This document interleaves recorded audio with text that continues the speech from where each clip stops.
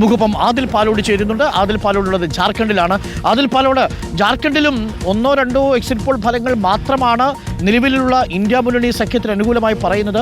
ഹേമന്ത് സോറന് സാധ്യത കുറവാണെന്നാണ് മിക്ക exit poll ഫലങ്ങളും പറയുന്നത്. അവിടെ ബാബുലാൽ മറാണ്ടിയും BJPയും ശക്തമായൊരു സർജിക്കൽ സ്ട്രൈക്ക് ഈ തെരഞ്ഞെടുപ്പിൽ നടത്തി തിരിച്ചുവരുമെന്നാണ് അറിയാൻ സാധിക്കുന്നത്.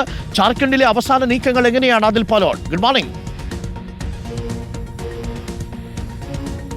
Very good morning Arunkumar. വളരെ പ്രധാനപ്പെട്ട നീക്കങ്ങൾ ജാർഖണ്ഡിൽ നടക്കുന്നു എന്നതാണ് കഴിഞ്ഞ ദിവസവും പുറത്തു വന്ന വാർത്ത.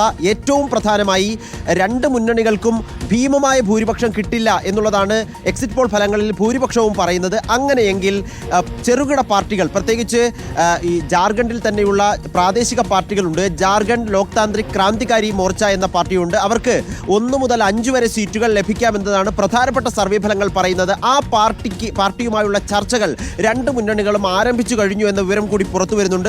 ഏതെങ്കിലും ഒരു വശാൽ കേവല ഭൂരിപക്ഷത്തിന് തൊട്ടരികെയാണ് മാന്ത്രിക നമ്പർ എത്തുന്നതെങ്കിൽ കേവല ഭൂരിപക്ഷം ഉറപ്പാക്കാൻ ഈ പാർട്ടിയെ കൂടി ഒപ്പം നിർത്തുന്നതിനെ കുറിച്ചാണ് മുന്നണികൾ ആലോചിക്കുന്നത് എന്നതാണ് വ്യക്തമായി നമ്മൾ മനസ്സിലാക്കുന്നത്. ജാർഖണ്ഡിൽ നിന്നും ജാർഖണ്ഡിൽ എങ്ങനെയും അധികാരം പിടിക്കുക എന്ന നിലയിലേക്ക് JMM നേതൃത്വം നൽകുന്ന ഇന്ത്യ മുന്നണിയും BJP നേതൃത്വം നൽകുന്ന NDA മുന്നണിയും എത്തിക്കഴിഞ്ഞു എന്ന കാര്യത്തിൽ സംശയമില്ല. ആ നിലയ്ക്കായിരുന്നു പ്രചരണങ്ങൾ.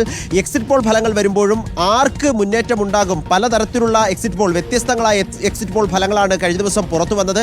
അതുകൊണ്ട് തന്നെ ഏത് വിധേനയും ഏതെങ്കിലും ഒരു ആശങ്കപ്പെടുത്തുന്ന സാഹചര്യം ഉണ്ടെങ്കിൽ അതിനെ മറികടക്കാനുള്ള മറുതന്ത്രങ്ങളും ഇതിനോടകം തന്നെ ജാർഖണ്ഡിൽ രൂപീകരിച്ച് കഴിഞ്ഞിട്ടുണ്ട് മുന്നണികൾ എന്നതാണ് ഏറ്റവും ഒടുവിലായി വരുന്ന കാര്യം. അഥവാ ഇന്ത്യ മുന്നണിക്ക് ഏതെങ്കിലും തരത്തിലുള്ള പരാജയം ഉണ്ടാവുകയാണെങ്കിൽ ഹരിയാനയ്ക്ക് പിന്നാലെ ഒരു പരാജയം നീക്കങ്ങൾ ഊർജിതമാക്കുകയാണ്. ഏതെങ്കിലും ഒരു തൂക്ക് നിയമസഭയാണ് അധികാരത്തിൽ വരുന്നതെങ്കിൽ പരമാവധി ചെറുകക്ഷികളെയും സ്വതന്ത്രരെയും ഒപ്പം കൂട്ടാനാണ് ജാർഖണ്ഡിലും നീക്കം നടക്കുന്നത്. പക്ഷേ അവിടെ എക്സിറ്റ് പോൾ ഫലങ്ങളെല്ലാം അവിടുത്തെ JMMനും കോൺഗ്രസിനും എതിരാണ്. അവിടെ BJP അധികാരം പിടിച്ചെടുക്കുമെന്നാണ് ജാർഖണ്ഡിൽ വരുന്ന എക്സിറ്റ് പോൾ ഫലങ്ങൾ പറയുന്നത്.